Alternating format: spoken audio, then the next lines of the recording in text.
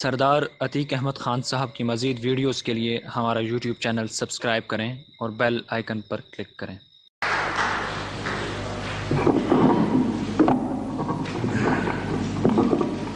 نحمدہ و نصلی علی رسول الکریم۔ جناب صدر محفل اور سامعین محترم، میں منتظمین حضرات کو شکریہ ادا کرتا ہوں کہ انہوں نے نہایت اچھی محفل سجائی، اور یہ جو انہوں نے نئی رسم آج ڈالی، شاید اس کی وہ خود ہمت نہیں کرتے کہ میں نے انہیں تجویز پیش کی کہ بشمول مہمان خصوصی کے سب کو نیچے بٹھائیں، اور وہ اس لیے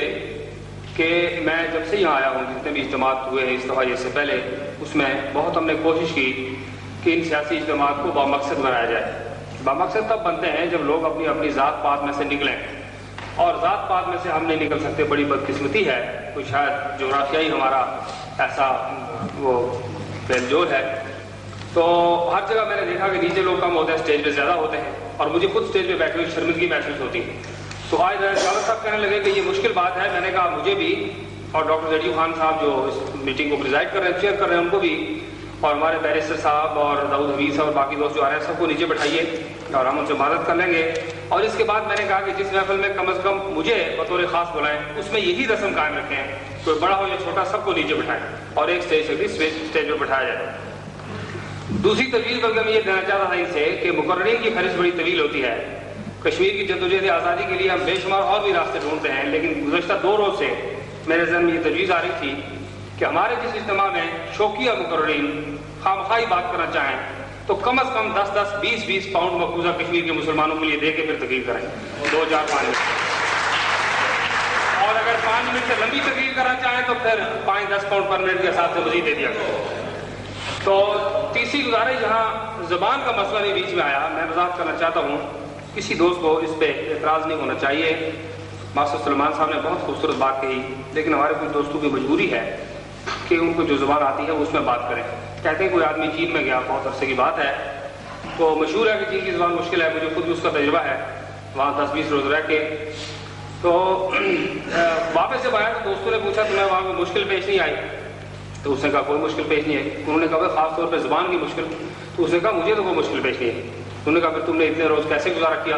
اس نے کہا مجھے مشکل پیش نہیں آئی، چائنیز کو تھوڑی سی مشکل پیش آئی ہوگی۔ انہوں نے کہا وہ کیا؟ انہوں نے کہا میں اپنی زبان بولتا رہا، شاید ان کو سمجھ نہیں آئی ہوگی۔ تو گزارش یہ ہے کہ ہمارے نوجوان پڑھے لکھے لوگ، اچھا ہے کہ وہ انگریزی میں بات کرتے ہیں،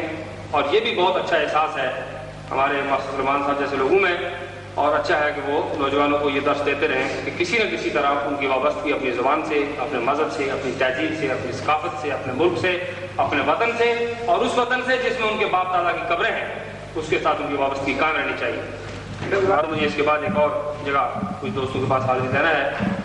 بہت تفصیل سے باتیں ہوئی۔ ایک اور بات کی میں وضاحت کرنا چاہتا ہوں۔ میں انتہائی شکر گزار ہوں ہمارے لندن سے تشریف لانے والے بیرسٹر صاحب، داؤد حفیظ صاحب اور باقی دوست امام خان صاحب آئے، کہ پچھلی ایک میٹنگ میں بھی جو اسلامی جمہوری اتحاد نے مہربانی کی اور مجھے وہاں بلایا اپنی طرف سے، اس میں بھی میں نے گزارش کی تھی، اور یہ ہمارے بعض دوست جذبات میں بات کو خلط ملط کر جاتے ہیں کہ جب یہ کہتے ہیں کہ پاکستان، تو اس سے مراد اگر کوئی غلط بات پاکستان سے منسوب کرتے ہیں تو میں 40 سال پچھلی اور اس کے بعد آنے والی کئی 100 سال تک کی ذمہ داری لینے کے لیے تیار ہوں کہ اس کا مطلب حکومت پاکستان ہے، اہل پاکستان کبھی نہیں ہے۔ اس لیے کہ پاکستان کی سرزمین، پاکستان کے لوگ، ملت اسلامیہ پاکستان، وہ سب ہمیں کشمیر سے، مجھے ذاتی طور پہ کشمیر سے، کشمیریوں سے، کشمیریوں کی آزادی سے، اور کشمیریوں کی خود مختاری سے، اور کشمیریوں کی رائے شماری سے، اور کشمیریوں کا جو رائٹ آف سیلف ڈٹرمنیشن ہے اس سے، ان ساری باتوں سے مجھے پاکستان، اہل پاکستان اور پاکستان کی بقا اور وجود زیادہ عزیز ہے مجھے۔ اور آج بھی ہم جب یہ کہتے ہیں کہ کشمیر کی آزادی ہمیں چاہیے، تو وہ اس لیے نہیں کہ ہمیں کشمیر کی آزادی کشمیریوں کے لیے چاہیے۔ میرے بہت دوست ہیں جن کو اس بات سے اختلاف ہوتا ہے، میں ان سے کہتا ہوں ہم آپ کی بات مان لیتے ہیں کہ کشمیر کشمیریوں کے لیے ہے، کشمیر کشمیریوں کا ہے، لیکن یہ جملہ مکمل نہیں ہوتا جب تک آپ یہ نہیں کہہ لیتے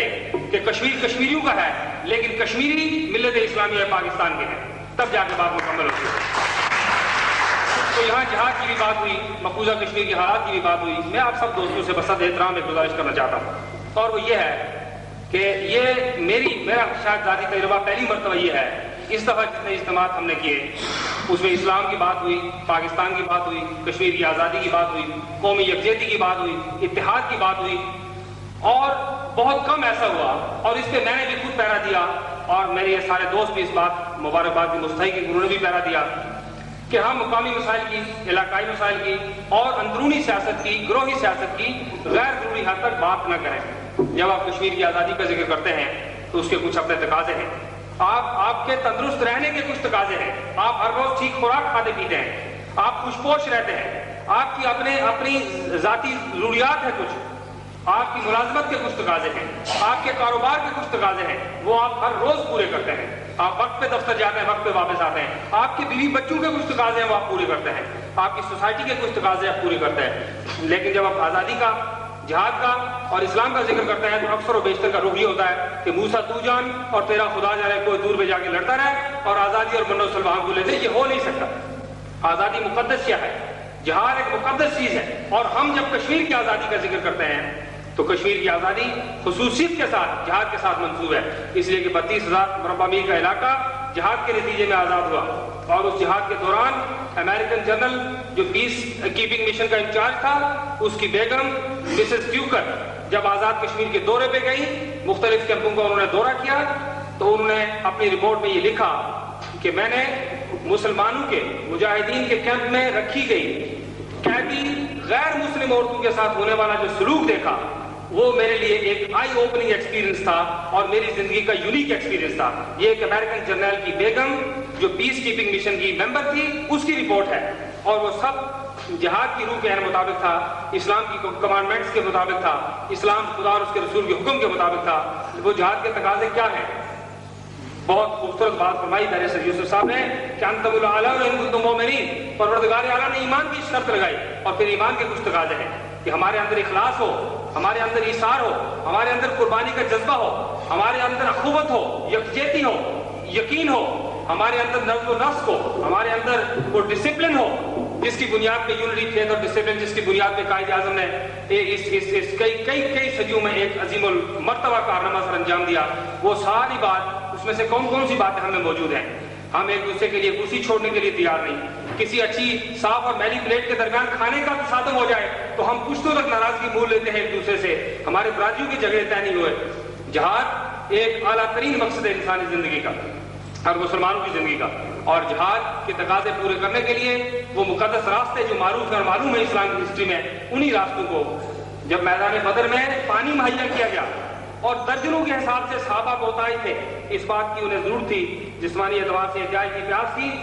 تو ایک آدمی کو وہ گلاس پیش کیا گیا تو بول نہیں سکتا تھا، اس نے اشارے سے کہا کہ میرے دوسرے بھائی کو پانی دو، دوسرے بھائی کو دیا گیا تو اس نے کہا میرے تیسرے بھائی کو دو، کرتے کرتے جب راؤنڈ مکمل ہوا اور پانی پلانے والی ہماری وہ بہنیں اور ہمارے وہ بھائی مجاہدین مومنین جب پہلے صحابی زخمی صحابی تک پہنچے تو وہ اپنی جان دے چکا تھا، اس نے یہ پسند کیا کہ یہ پانی میری پیاس بجھانے کے لیے نہیں، مجھ سے زیادہ مستحق ہے شاید وہ شخص جس، اور ان کے دل میں خیال کیا تھا؟ خیال یہ تھا کہ شاید میرے دوسرے بھائی کو رسول اللہ کی زیادہ قربت نصیب ہوئی ہو، شاید اس نے خدا اور اس کے رسول کے لیے زیادہ ذوق اور شوق سے اپنی جان نچھاور کی ہو، تو اس کا زیادہ حق بنتا ہے۔ آج ہم کون سے کس راستے پہ چل، یورپ اور فرانس کے راستے پہ چل کر ہم جہاد لڑنا چاہتے ہیں؟ ہم برازیل اور قبیلوں کے راستے پہ چل کر جہاد لڑنا چاہتے ہیں؟ ہماری سیاسی جماعتیں ہیں، ہم نے ان کو ملک سے بالاتر رکھا ہوا ہے، ہماری مذہبی جماعتیں ہیں، ہم نے اس کو اسلام سے بالاتر رکھا ہوا ہے، فرقے ہیں ان کو مذہب کے ماتحت رکھیں، سیاسی جماعتیں ہیں ان کو ملک کے تقاضوں کے ماتحت رکھیں، اپنے اختلافات ہیں ان کو ایک مخصوص دائرہ کار کے اندر لائیں، اور پھر اس کے بعد دیکھیں کامیابی آپ کو اس صدی میں بہت بڑی کامیابی پاکستان کی صورت میں ملی۔ بے شمار کسے پیٹے لوگ ہیں، آج بھی کچھ کہتے ہیں، ہمارے دانشور ہیں، ادیب ہیں، ہمارے اندر بڑے بڑے لوگ ہیں، بڑے بڑے عہدوں پہ فائز ہیں، جو اگر پاکستان وجود میں نہ آیا ہوتا تو وہ کسی ہوٹل کے برتن مانگ رہے ہوتے کسی ہندو بنیے کے۔ آج وہ ہم کو یہ درس دیتے ہیں کہ ہندوستان بڑی قوت ہے، اس کے پاس 10 سپاہی ہیں، آپ کے پاس صرف 1 سپاہی ہے، اور ایسے مایوس لوگ اس وقت بھی موجود تھے جو کہتے تھے کہ پاکستان نہیں بن سکتا، جو کہتے تھے کہ پاکستان وجود میں نہیں آ سکتا، مسلمانوں کو الگ مملکت نہیں مل سکتی۔ لیکن میرے قائد اعظم علیہ رحمت نے شاید ان کے دل و دماغ میں یہی بات بیٹھی ہوئی تھی جو مولانا محترم فرما رہے تھے کہ رسول اللہ نے فرمایا الکفر ملت واحدہ، اور یہی رسول اللہ کا فرمان دو قومی نظریے کی بنیاد ہے کہ اگر الکفر ملت واحدہ تو پھر ساری کائنات کے مسلمان بھی دوسری ملت ہے. اور یہی دو قومی نظریہ تھا جس کی بنیاد پہ ایسے شکست خوردہ لوگ آج بھی موجود ہیں. وہ کہتے ہیں جناب مذاکرات کے نتیجے میں نہیں ہوگا, جنگ ہوگی تو سارے پاکستان کو خطرہ لاحق ہوگا, جنگ ہوگی تو ایشیا کا امن تباہ ہو جائے گا, ساؤتھ ایسٹ ایشین ریجن میں تباہی اور بربادی آ جائے گی. ہم یہ کہتے ہیں جناب کہ ہم نے 40 سال سے زائد عرصے تک نہایت صبر و تحمل سے اس بات کا انتظار کیا کہ تمام جائز باعزت باوقار اور پرامن راستوں سے آزادی کو تلاش کیا جائے, قربانیاں دی, اور پھر جنوبی ایشیا کے اس خطے میں بھی امن و امان قائم رکھا, بین الاقوامی دنیا کے وعدے کے پورا ہونے کا بھی انتظار کیا. لیکن اب کشمیر کے اندر صورتحال ایسے اسٹیج پہ پہنچ چکی ہے جہاں سے غالباً جہاد کے علاوہ سر دست کوئی دوسرا راستہ دکھائی نہیں دیتا. اور اس کے لیے راجوری صاحب اور دوست فرما رہے تھے کہ وہاں سارا کام نوجوانوں نے اپنے ہاتھ میں لے لیا ہوا ہے. وہاں سیاسی جماعتیں, مذہبی جماعتیں, سیاسی رہنما, مذہبی رہنما, سماجی رہنما سب ایک طرف مصلحتوں کے شکار تھے. اللہ ماشاءاللہ ایک سچے نظام دیر کوئی اکا دکا لوگ ہوں گے, لیکن اکثریتی لوگ اب نوجوانوں نے مصلحت سے بالا تار ہو کر, ان سے بہت بڑھ کر انہوں نے تحریک آزادی کشمیر کو اپنے ہاتھ میں لے لیا ہے. آج مقبوضہ کشمیر کے اندر مساجد تحریک کا مرکز ہیں, آج مقبوضہ کشمیر کے اندر مذہبی مدارس تحریک کا مرکز ہے, اور آج جہاد کا مرکز ہے. اور اسی طرح بالکل جس طرح افغانستان میں تھے, مقبوضہ کشمیر کی تحریک آزادی کو روکا نہیں جا سکتا. لیکن آپ حضرات سے جو میں یہاں کہنا چاہتا ہوں کہ ہمارے اندر کسی قسم کی کوئی تفریق نہیں ہونی چاہیے. پاکستانی اور کشمیری کا تو کوئی سوال ہی نہیں ہے. میں یہ کہتا ہوں, کسی نے کہا تھا, یہاں ایک صاحب فرما رہے تھے کہ پاکستان کی سیاست میں مداخلت کی بات ہوتی ہے. ہم کشمیریوں نے 4 لاکھ جانیں پاکستان کے لیے اللہ تعالیٰ کے راستے میں دی ہیں, خدا اور اس کے رسول کے راستے میں دی ہیں. ہم نے اسلام اور پاکستان کے لیے 40 سال سے اپنے 1 کروڑ لوگوں کو دو پہ لگا کے رکھا. ہم پاکستان میں پاکستانیوں سے بڑھ کر پاکستانی ہیں, بھارت کے لیے کشمیری ہیں. ہم بھارت کے لیے کشمیری ہیں, ہم یونائٹڈ نیشنز کے لیے کشمیری ہیں. ہمارا ایک مظلوموں کا ایک مقدمہ ہے, ایک FIR کٹی ہوئی ہے, اس میں ہم کو کشمیری لکھا گیا. ہم نے انٹرنیشنلی اس پوزیشن کو ایکسپٹ کیا ہوا ہے. لیکن پاکستان کے لیے ہم نے کئی بھارتی ساتھیوں سے بات ہوئی, انہوں نے کہا کہ آپ علاقے پاکستان کا نعرہ ترک نہیں کر سکتے. ہم نے کہا ہم سر دستر کر دیتے ہیں, مان لیتے ہیں آپ کی بات, ہم کیا کریں, آزادی کا مطالبہ تو ہم پھر بھی کریں گے. انہوں نے کہا آزادی کا مطالبہ ہمارے ساتھ رہ کے آپ کا گزارا نہیں ہو سکتا. ہم نے کہا چلیے آزادی کا نعرہ بھی ترک کر دیتے ہیں. ہم ہندوستان سے یہ مطالبہ کرتے ہیں کہ مقبوضہ کشمیر کے اندر میری ماؤں اور بہنوں کا اسلامی تشخص مجروح مت کرو, ان کو مسلمان رہنے دو, ان کو ڈی اسلامائز مت کرو. تو اسے کہا جب اب ان کا اسلامی تشخص بحال رکھنا چاہتے ہیں تو پھر اس کے بعد تو پھر ہمارے ہاتھ سے وہ بات نکل گئی. دوسرا قدم تو پھر پاکستان ہے. ہم نے کہا کہ ہم اس سے کم پہ تو گزارا نہیں کر سکتے. ہم کہتے ہیں سر دست آزادی کی بات بھی نہ کرو, پاکستان کی بات بھی نہ کرو, لیکن اسلامی تشخص مقبوضہ کشمیر کے مسلمان کا بحال رہنا چاہیے. اور اللہ تعالیٰ کا لاکھ لاکھ شکر ہے, میرے شہید صدر کے درجات پروردگار عالم بلند کرے کہ کشمیر کے اندر, مقبوضہ کشمیر کے اندر جہاد افغانستان کے بعد ان کے ذہن کا بڑا ٹارگٹ بھی مقبوضہ کشمیر کے مسلمان کی آزادی تھی. اور مقبوضہ کشمیر کے مسلمان کی آزادی کے لیے, ان کے اسلامی تشخص کو بحال رکھنے کے لیے انہوں نے اگر اور کچھ نہیں کیا. جب امام بخاری کو اسلام آباد کے ایئرپورٹ پہ جنرل ضیاء الحق ریسیو کرتے تھے تو کئی لوگوں نے کہا کہ پروٹوکول کی وائلیشن ہو گئی ہے, ہیڈ آف دی اسٹیٹ ہے, مولویوں کے پیچھے پھرتا ہے. میں نے ان سے کہا بات مولوی کی نہیں ہے, بات عالم دین کی نہیں ہے, بات محکوم اور مظلوم ملک میں رہنے والے 20 کروڑ مسلمانوں کے امام بخاری کی ہے. ایک مسلمان کی حیثیت سے کہ ہیڈ آف دی اسٹیٹ جب اس کی عزت کرتا ہے تو مسلمانوں کے سر فخر سے دنیا میں بلند ہوتے ہیں. تاشقند اور بخارا میں رہنے والا مسلمان اپنی عزت اور آبرو اس میں محسوس کرتا ہے کہ یہ اسلامی اسٹیٹ ہی ہو سکتی ہے. ورنہ مسز تھیچر نے ہماری منتخب وزیر اعظم کو یہاں بلایا اور ٹریڈ منسٹر نے ان کو ریسیو کیا. یہ بات ممکن نہیں تھی کہ ضیاء الحق کے دور میں دنیا کا کوئی امام بخاری کے بعد جامعہ ازہر کے چانسلر گئے پاکستان میں, ضیاء الحق نے ان کو ایئرپورٹ پہ جا کر ریسیو کیا, ہمارے پریس نے کرٹیسائز کیا. وہ دنیا میں اسلام کو سربلند دیکھنا چاہتے تھے, مسلمانوں کو سربلند دیکھنا چاہتے تھے. اور آج پاکستان کے اندر ہم کوئی اختلاف کی بات نہیں کرتے, ہم پیپلز پارٹی کی مخالفت بھی ملک سے باہر نہیں کرنا چاہتے. لیکن کشمیری مسلمانوں, اہل پاکستان, یہ بات یاد رکھو کہ پاکستان کے اندر کبھی اچھائی اور برائی کی جنگ ہو تو کشمیری مسلمان اس میں شامل نہ ہو تو پھر اس کا ایمان خطرے میں پڑ سکتا ہے. پاکستان کے اندر اسلام اور کفر کی جنگ ہو, پاکستان کے اندر اسلام اور کفر کی جنگ ہو, پاکستان کے اندر دو قومی نظریے کے حامی اور مخالفوں کی جنگ ہو, پاکستان کے اندر پاکستانیت اور غیر پاکستانیت کی جنگ ہو اور اگر اس میں ہم لوگ شامل نہ ہوں تو میں سمجھتا ہوں کہ ہماری ساری قربانیاں رائے کر جائیں گی. پھر میں سمجھتا ہوں کہ ہم نے اپنے شہداء کے لہو سے مذاق اڑایا ہے تاریخ کے اندر کہ ہم پاکستان کو امپورٹنٹ لیڈرشپ، ہم پاکستان کو ان لوگوں کے رحم و کرم پہ نہیں چھوڑ سکتے جناب جن کے جسم پاکستانی ہے لیکن کسی کا دل فرانسیسی ہے اور اس کا دماغ روس سے آیا ہوا ہے. ہم پاکستان کو ان لوگوں کے رحم و کرم پہ نہیں چھوڑ سکتے. ہم نے اپنی عزت اور گردنیں دی ہیں پاکستان کے راستے میں جو جن کی ڈور واشنگٹن سے ہلتی ہو. ٹھیک ہے، بے شمار لوگوں کی مجبوریاں ہوں گی لیکن پاکستان کے اندر اس وقت ایسی خطرناک صورت میں اس بات کے حق میں کبھی نہیں تھا. میں نے میاں نواز شریف کو چٹھی لکھی جو پاکستان کے اخبارات نے شائع کی کہ برطانیہ کے جس اخبار نے وزیر اعظم کے خلاف توہین آمیز رویہ اختیار کیا ہے اس کے خلاف اس کو سیو کیا جائے، اس کے خلاف مقدمہ دائر کیا جائے برطانوی کسی عدالت میں جا کر، اس لیے کہ وہ پاکستان کے اندر جب پیپلز پارٹی کی چیئرمین ہے تو مخالفت ہمارا حق ہے لیکن ان کے وزیر اعظم پاکستان کی مخالفت کرتے ہوئے مجھے ذاتی طور پر بڑی تکلیف پہنچتی ہے. اس لیے کہ ہم باہر آ کر پاکستان کی حکومت کے خلاف بھی بات نہیں کرنا چاہتے لیکن پاکستان کے اندر بھی حالات ایسے ہیں. اور پھر میں یہ بھی کہنا چاہتا ہوں، ہمارے بہت پڑھے لکھے حاضر دوست یہاں بیٹھے اس محفل میں یہ بھی کہنا چاہتا ہوں کہ شاید یہ عدم اعتماد کی تحریک پیپلز پارٹی کے خلاف بھی نہیں ہے،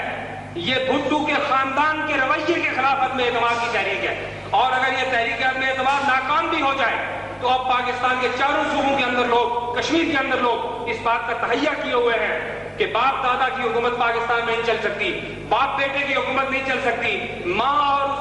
اس کی بیٹی کی حکومت اس طرح نہیں چل سکتی کہ سارے پاکستان سے لوگوں کو حق سلب کر لیا جائے اور پھر اقتدار پر کوز کر کے آصف سرداری کے ہاتھ میں دے دیا جائے، پاکستان کی اقتصادیات کا بیگانہ بادشاہ اس کو بنا دیا جائے. یہ بات جناب ہم نہیں برداشت کر سکتے اور اس کے خلاف آزاد کشمیر کے اندر بھی، پاکستان کے اندر بھی انتخابی سیاست، آزاد کشمیر کے اندر پیپلز پارٹی کبھی بھی ہمارے لیے درد سر نہیں رہی. اللہ تعالیٰ کا لاکھ لاکھ شکر ہے اس وقت بھی نہیں رہی جب بھٹو صاحب مرحوم اس صدی کے بہت طاقتور سیاستدانوں میں سے تھے. اس بات سے لوگوں کو اختلاف ہو سکتا ہے لیکن میرا دل گواہی دیتا ہے کہ بہت قداور سیاستدان تھا. بھٹو کے دور میں ایف ایس ایف کی سنگینوں کے سائے میں جو پیپلز پارٹی بنی ہم نے اس کو بھی آزاد کشمیر کے انتخابات میں ناکام کر دیا اور پھر آزاد کشمیر کے اندر، مقبوضہ کشمیر کے اندر پاکستان کی بات کرنے والے لوگ 1931 سے لے کر 1985 تک جتنے انتخابات ہوئے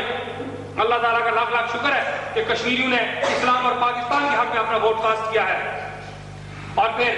لوگ یہ بھی پوچھتے ہیں کہ آزاد کشمیر کی حکومت کیا کرتی ہے. 1971 میں مسلم کانفرنس کی حکومت قائم تھی تو کشمیر بنے گا پاکستان کے نعرے کو آئینی تحفظ مہیا کیا مسلم کانفرنس کی حکومت نے. آج جب کشمیری مسلمان مقبوضہ کشمیر کے اندر پاکستان کے لیے جان دیتے ہوئے کوئی جھجک محسوس نہیں کرتا، اس کے راستے میں یہ بات کی رکاوٹ نہیں بنتی کہ سکھر کے ایئرپورٹ پر پاکستان کا پرچم جلایا جاتا ہے اور سندھ و دیش کا پرچم لہرایا جاتا ہے، اس کے باوجود وہ پاکستان کا پرچم کھاوے ہوئے ہیں. تو اس کا ایک سبب یہ بھی ہے کہ آزاد کشمیر کے اندر جو تحریک آزادی کشمیر کا بیس کیمپ ہے اس کے اندر مختلف ادوار میں مسلم کانفرنس کی جو حکومت بنی اس کو خدا نے اس بات کی توفیق دی کہ وہ اسلامی قوانین کے نفاذ کے لیے راستہ ہموار کر سکے. موجودہ حکومت سردار سکندر حیات خان صاحب کی سربراہی میں جو آزاد کشمیر میں چل رہی ہے اس کو خدا نے اس بات کی توفیق دی کہ 27 رمضان المبارک کو انہوں نے متفقہ شریعت بل آزاد کشمیر کے اندر متفقہ شریعت آرڈیننس پاس کیا اور پھر آزاد کشمیر کے اندر تحریک آزادی کشمیر کا رخ متعین کرنے کے لیے کشمیر بنے گا پاکستان کے نعرے کو کانسٹیٹیوشنل پروٹیکشن مہیا کی تاکہ کوئی آدمی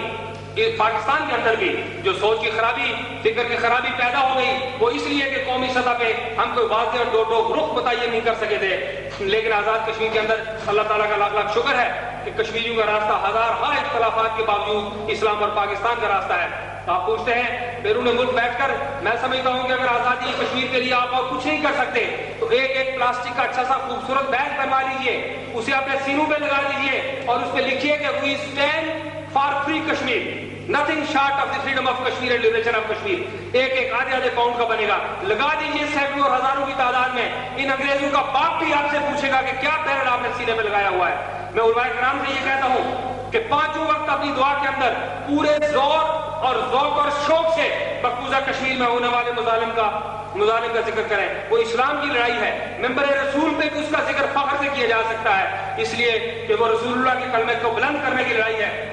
اسی طرح جگہ جگہ کونے کونے اور گوشے گوشے میں جہاں چلے پھریں کشمیر کا ذکر کریں، جماعتی وابستگیوں سے بالاتر ہو کر کشمیر کا ذکر کریں. پاکستان کی یکجہتی کے لیے کام کریں. ابھی چند ہی دنوں میں تحریک عدم اعتماد کی کامیابی یا ناکامی جو بھی صورت ہوتی ہے 70% سے زیادہ امکان اس بات کا ہے کہ یہ تحریک عدم اعتماد کامیاب ہو جائے. اس کے نتیجے میں پھر ملک کے اندر ایک مصنوعی افراتفری اور بدامنی پھیلانے کی کوشش کی جائے گی. پھر ماشاء اللہ کا راستہ ہموار کرنے کے لیے کچھ لوگ سازش کریں گے، اس لیے کہ پاکستان میں کچھ ایسے سیاستدان بھی ہیں جن کے نزدیک پاکستان کا وجود صرف اس لیے ضروری ہے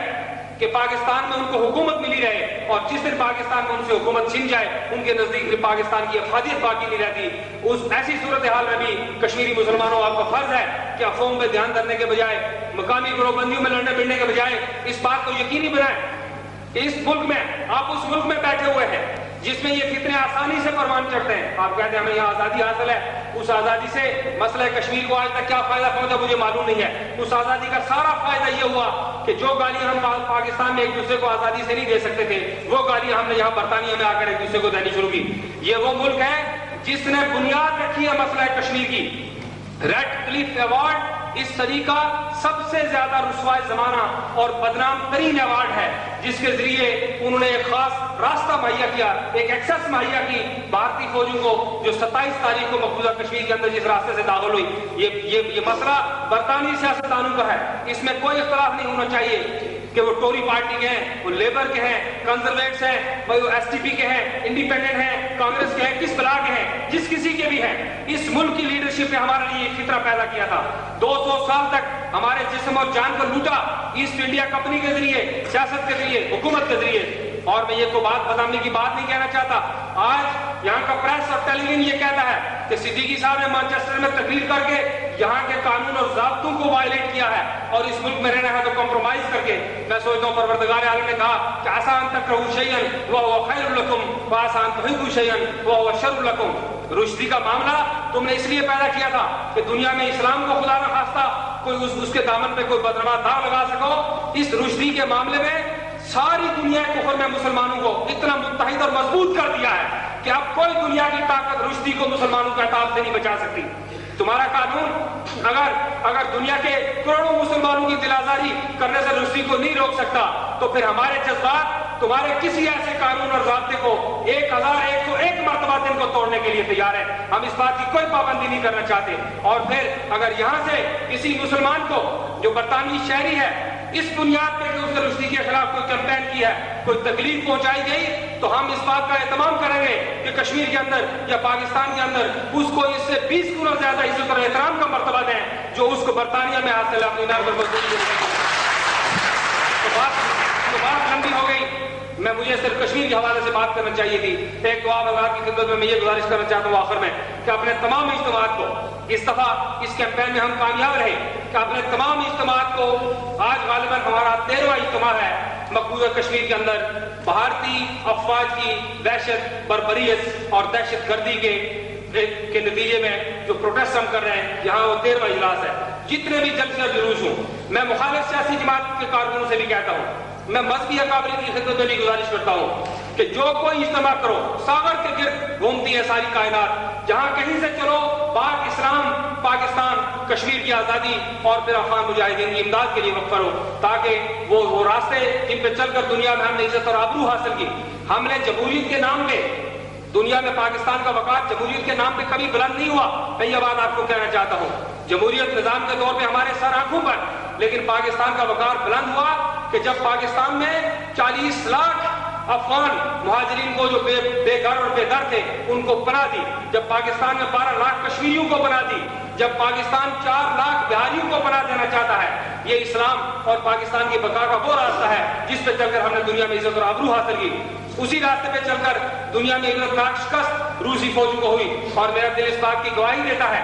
اگر مگر کی اجازت نہیں ہے، رسول اللہ کا فرمان ہے کہ وَإِنَّ اللَّهَ تَفْتَحُ عَمَلُ الشَّيْطَانِ، کہ یہ اگر مگر کی بات جو ہے جب آپ کرتے ہیں تو یہ پھر شیطان کے کا راستہ ہموار کرنے کی میں سمجھتا ہوں. اچھا ہوا ضیاء الحق شہید اپنے ٹھیک وقت پہ، اس لیے کہ لا یستأخرون ساعة ولا یستقدمون، ایک گھڑی آگے پیچھے نہیں ہو سکتی. موت کا جب وقت آتا ہے شہید ضیاء الحق والی موت، اچھا ہوا ٹھیک وقت پہ پروردگار عالم نے ہم سے اٹھا لیے. لیکن اگر وہ سیٹ اپ جاری رہتا،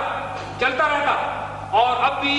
جو لوگ اس راستے سے ہٹے ہیں پاکستانی قوم نے ان کو قبول کرنے سے اعلان انکار شروع کر دیا ہے. آپ نے دیکھا کہ اگر منتخب حکومت افغانستان کی آزادی کو سہارا دیے رکھتی کرتی. منتخب حکومت مقبوضہ کشمیر کے مسلمانوں کے خون کا سودا اس کو ارزاں قیمت پہ بیچنے کی کوشش نہ کرتی تو میرا یقین ہے, میرا دل گواہی دیتا ہے کہ تمام اختلافات کے باوجود یہ حکومت 5 سال تک پاکستان میں قائم رہ سکتی تھی. میں نہیں کہتا کہ یہ کل چلی جا رہی ہے. ہم تو اس بات کے خواہش مند ہیں کہ وہ لوگ جو اسلام اور پاکستان کے خلاف پنجہ آزمائی کرنا چاہتے ہیں وہ اپنی طاقت کے عروج پہ ہوں اور ہم مظلومیت کی آخری حد پہ ہوں, تاکہ ان کے خلاف آخری اور معرکۃ العراء فیصلہ پاکستان کے میدان کے اندر ہی ہو جائے. میں اس بات کے حق میں نہیں ہوں کہ کل آئے گا اور آج چلا جائے, لیکن صورتحال جو پاکستان کے عوامی غضب کا نشانہ لوگ بن رہے ہیں تو وہ اس وجہ سے بھی کہ ہم نے اپنا ماضی کا راستہ ترک کر دیا اور ماضی کے راستے پہ چل کر ہی ہم عزت اور وقار حاصل کر سکتے ہیں. نعرہ کبھی کبھار آپ کی محفلوں میں لگتا ہے اور وہ اکثر و بیشتر ہمارے دیندار لوگ لگانے کی کوشش کرتے ہیں. میں آپ کی خدمت میں یہ بھی گزارش کروں, اسلام اور دین کے راستے میں کچھ باتیں بہت معروف ہیں. نعرہ حضرت علی شیر خدا کی سنت ہے, نعرہ صحابہ کرام جلیل القدر صحابہ کی سنت ہے, اور پھر یہ علم اٹھانا اور نعرہ لگانا اس کی ایک خاص ترتیب ہے. اور یہاں اگر زیادہ نعرے لگانے کی اجازت نہیں بھی ہے تو جب کبھی لگایا جائے اس ترتیب کے ساتھ لگانا چاہیے تاکہ ہمارے نوجوانوں کے دل گرم رہ سکیں, ان میں قوت ایمانی بڑھ سکے جس کسی کے اندر جتنی ہے. اور ایک بات میں نے پچھلی میٹنگ میں بھی کہی تھی, وہ میں پھر دوہرا کے بات ختم کرنا چاہتا ہوں کہ سردست پاکستانی مسلمانوں کشمیریوں اگر آپ کچھ نہیں کر سکتے تو خدا را